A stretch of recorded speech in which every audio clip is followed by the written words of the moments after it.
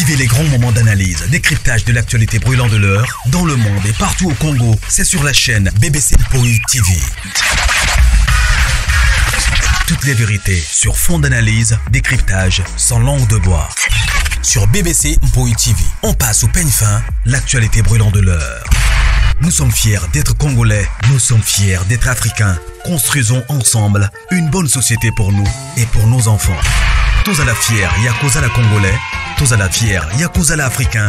Tous à la na Bomoko, Poto Tonga Mboka, Pona Biso, Nabana Nabiso. Voilà, salut, bonjour, bonsoir.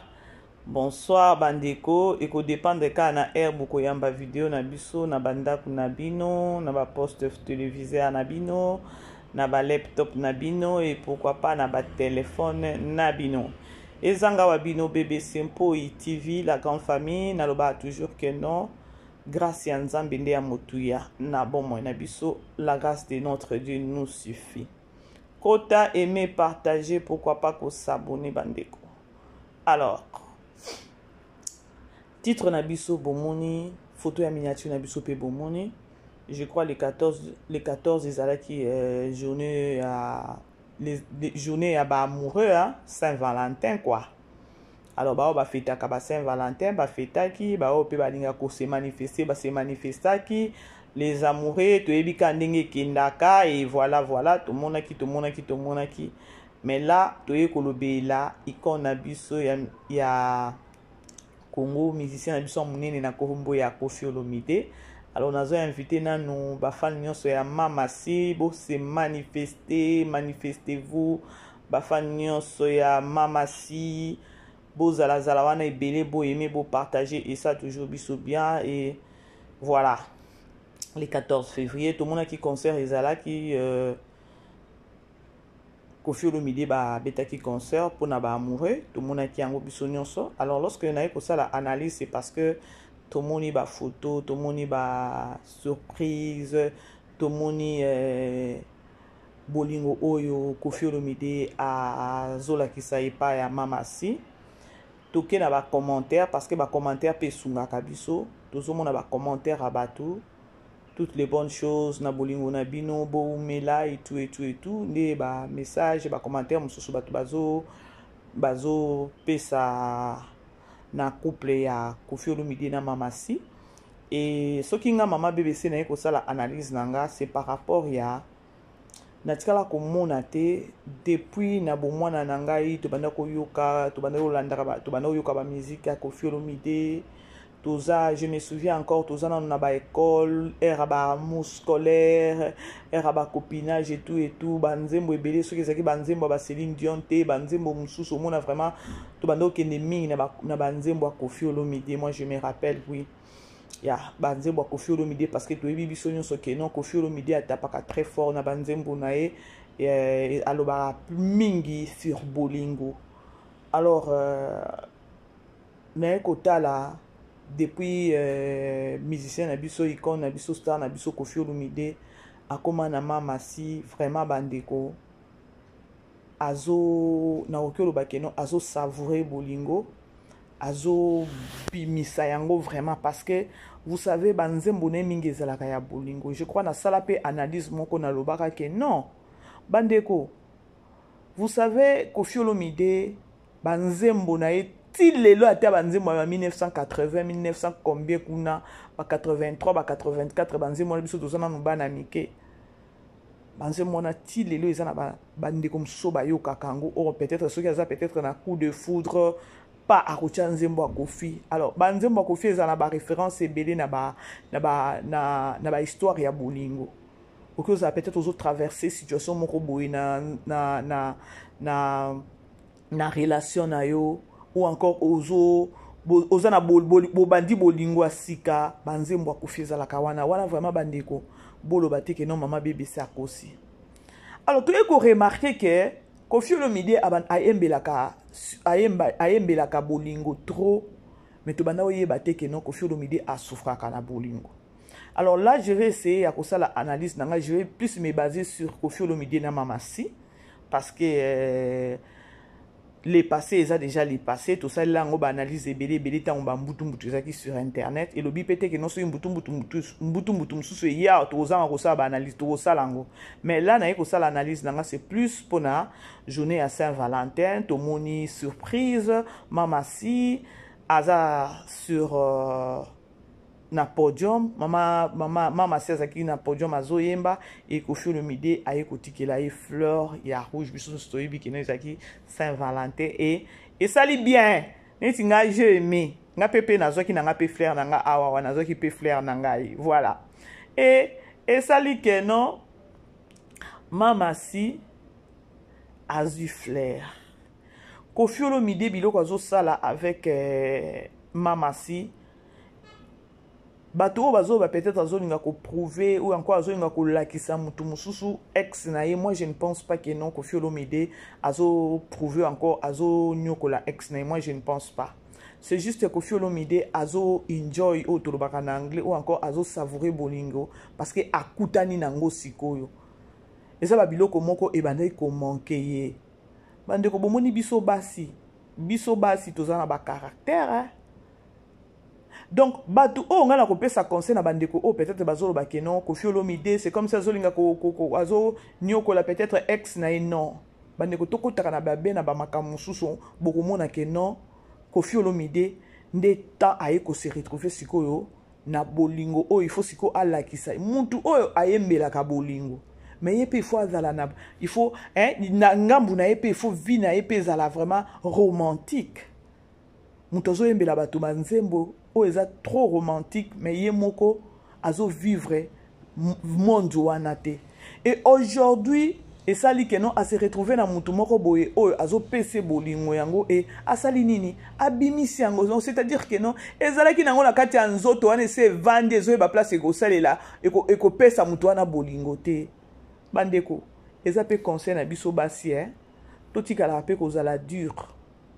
Oui, nous savons na ba relation au moment mutu mususu azalaka mutu ba bolingo alingaka bolingo mingi mutu mususu alingaka bolingo te mais il faut kotala kasiko paternel na yo otali paternel na yo aza mutu ya ndenge nini paternel na nga aza mutu bolingo paternel na nga lingaka ba câlin paternel na nga lingaka boy paternel na nga lingaka boy to sungana kana ba relation bandeko nga na olobango parce que lorsque nazomona Koffi Olomide ba biloko yazo sala je trouve que non, ou encore nazo lobaka que non, j'analyse que Koffi Olomide souffrait beaucoup pour na bolingo. Et là, à se retrouver ce qu'on a mamasi, tika sopa ngo sikoyo.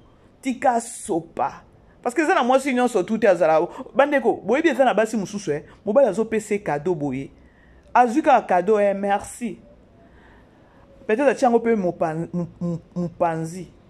Alaki c'était sengo wana te pa mobali po mobali lobi pe ayela e cadeau mususu bandeko na lo bananga ka vérité na lo bananga vérité nga le 14 février nga pe nazoki nanga fleur nazoki ba cadeau nazoki pe gâteau nazoki ekendaka bongo mais biso toza bato matalana te et tout ça s'est passé comme ça et sous coulisses nde bongo lorsque mobali a yeli au fleur bandeko fleur eza signe ya bolingo. Ce que vous avez mutu ba ben ya babiloko wana te essaye ya kokota na kati wana pona kotia paternel na yo à l'aise. Alors bato wana peut-être bakoloba Koffi Olomide azola kisanini Koffi Olomide non bandeko allez-y comprendre. Ce qui Koffi Olomide bandeko zo ba bolingo bandeko zo ba retour ba bolingo ya bien place azalaki mais to komi pe place otozate. Abandeko luka place ko sopa bolingo na ye. Abandeko luka place ko sopa bolingo na ye. Ce bomoni yena mama si ezokende penza kitoko dio ya kitoko na pire esprit kaka na pire esprit ezate ozotambola na mosi mosi sa kangi munoko ndia lingi kimisa batu nyonso bino bongo.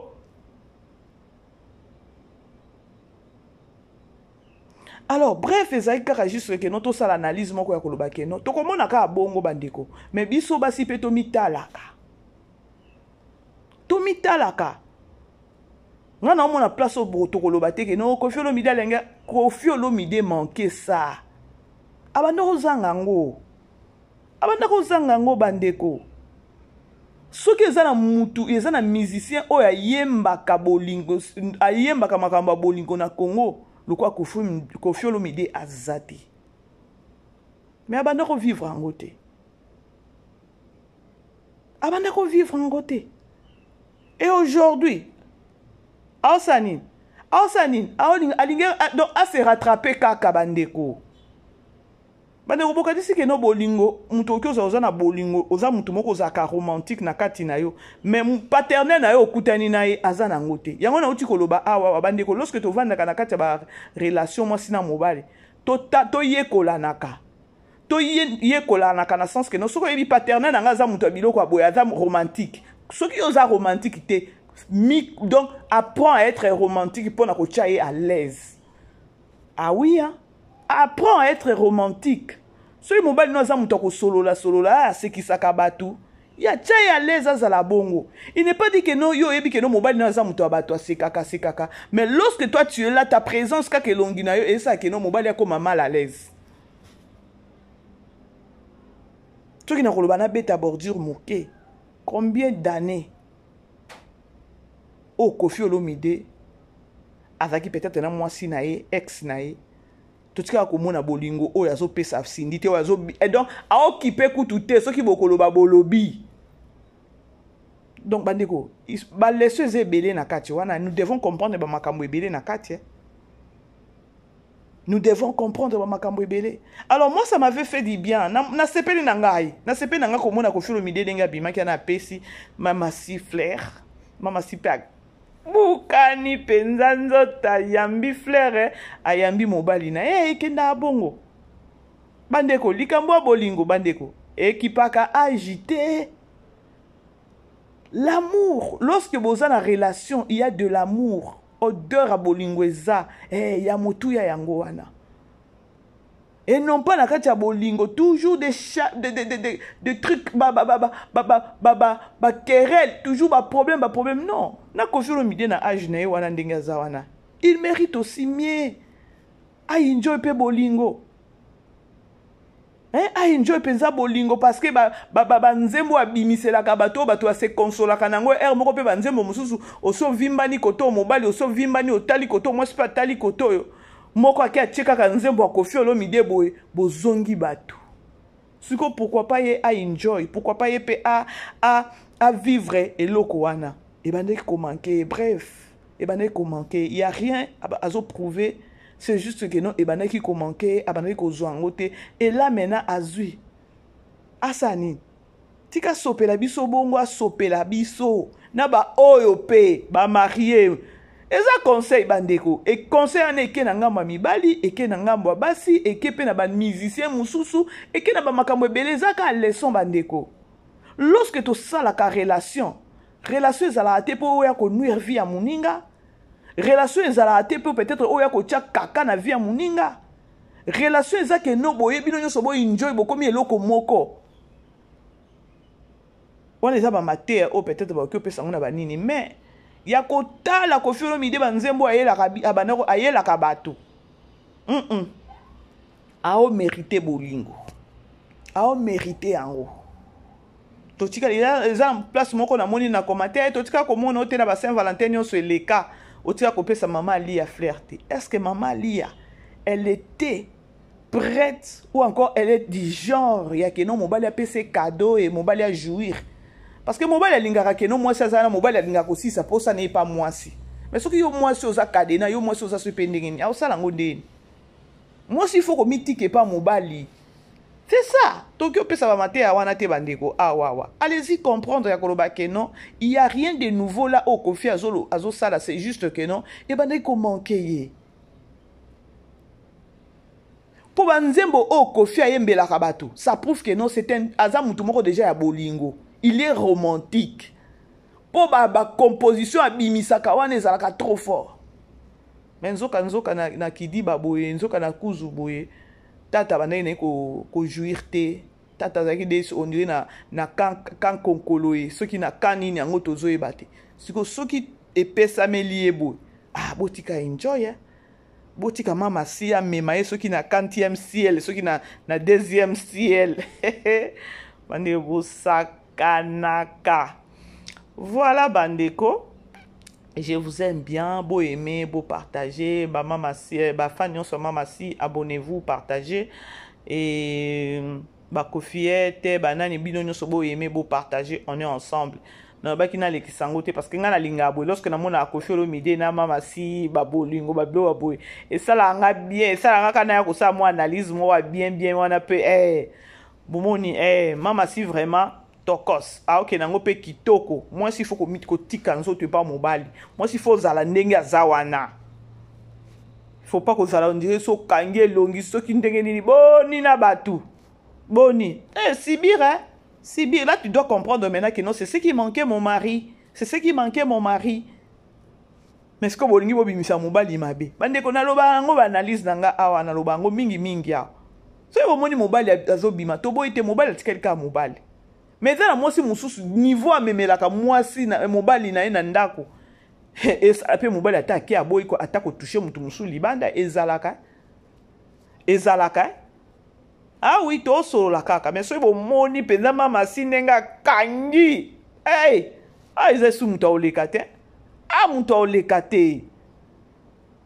Voilà. Bandeko, beau aimer, beau partager. On est ensemble avec vous. Naloba toujours que non numéro na biso ezawana. Ou azan besoin ko benga abengi mama BBC et voilà. Là, tous ont besoin de conseils, tous ont besoin de suggestions na bino pour musale kene vraiment liboso. Alors, ezaki juste quand moi analyse en mouké, n'enga qui na ça la moi commentaire sur ma photo tellement na ba page sur Facebook, sur YouTube, sur TikTok parce que na ba réseaux sociaux nyonso sorti kaka ya Koffi Olomide na fleur, azoko pesa Koffi nani mama si na podium. Koffi yo bongo na batu. Ezala tate na chambre, bo vandu bien na ndaku, ya ko calculer batu kaka na podium, bo sakanaka. Bosakanaka mutu soki a souffrir na bolinga zwaka te botiki akende nango ka ndenge azokende wana bandeko mokili eza mokuse botiki a profiter franchement. Alors toutes les bonnes choses mama si sûrement elle se retrouve aussi na ngambu na ye tozomona Dieu yango ezokende vraiment kitoko makasi Dieu vraiment ezokende kitoko makasi et surtout mama si ayembaka pe bien mama si pe atelemisi musala mobali na ye. Alors à la fin des comptes il fallait que bazala o bazalelo voilà o ayebi grandeur à mutu o ayebi musala muninga o pa yebi musala muninga pourquoi pas basala dio basali. Alors toutes les bonnes choses bandeko moko to sala ka analyse na ndenge moko ya bien babiloko Koffi Olomide azo sala peut-être pour na mama si allez-y comprendre que ne banay ko manquer. Franchement, il y a qui manqué. Nangambu moko eza conseil na biso baso to vanda mabala. Tomi zwakate ke notre oza spécial soki base ba pesi babali yo tomi zwakate ke notre oza spécial. Alors franchement bandeko tokutani prochainement. Bisous, ciao ciao. Vivez les grands moments d'analyse, décryptage de l'actualité brûlante de l'heure dans le monde et partout au Congo. C'est sur la chaîne BBC Mpoï TV. Toutes les vérités sur fond d'analyse, décryptage sans langue de bois. Sur BBC Mpoï TV, on passe au peigne fin l'actualité brûlante de l'heure. Nous sommes fiers d'être Congolais, nous sommes fiers d'être Africains. Construisons ensemble une bonne société pour nous et pour nos enfants. Tous à la fière, Yakoza la Congolais, tous à la fière, Yakoza la Africain, tous à la na Bomoko, Poto Tonga Mboka, Pona Biso, na Banda na Biso.